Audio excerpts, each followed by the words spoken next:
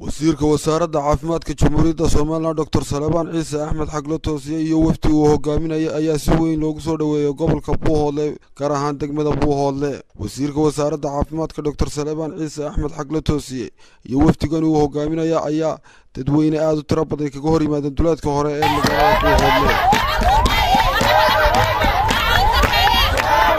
wasiirka wasaaradda caafimaadka Dr. Salebaan Ciise Axmed Xaglo Toosiye iyo wafdigan uu hogaaminayay oo ay ka hor yimaadeen mas'uuliyiinta gobolka oo uu hogaaminaya maayirka degmada Buuhoodle iyo mas'uuliyiin kale iyo waliba magaalada Buuhoodle. halkaas oo ay wasiirka wasaaradda caafimaadka Dr. Salebaan Ciise Axmed Xaglo Toosiye iyo wafdigii uu hogaaminayay ay soo mariyeen jidadka waaweyn ee magaalada Buuhoodle.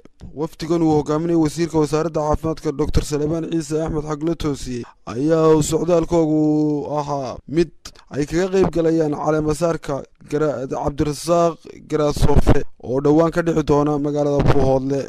wasiirka wasaaradda caafimaadka oo meel fagaara kala hadlay dadweynaha ku dhaqan magaalada Buuhoodle ayaa waxa ka mid ahaa hadaladiisii.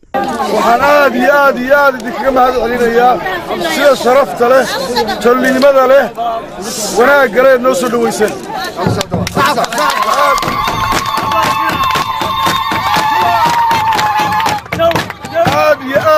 aad baan mar koowaad mar labaad mar saddexaad iyo mar tobnaad baan idinkaga mahadcelinayaa soo dhaweynta wanaagsan ee aad nagu soo dhaweyseen magaalada.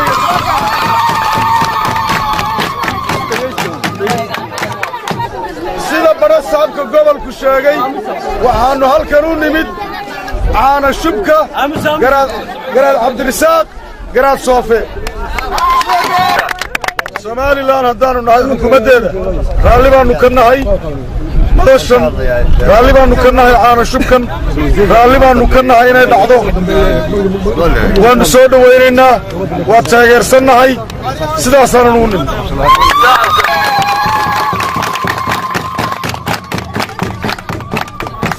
siyaasadu ma annaan iman,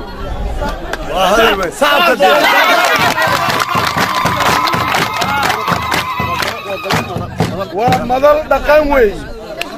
qofna ka yeeli mayno inuu siyaasad la yimaado.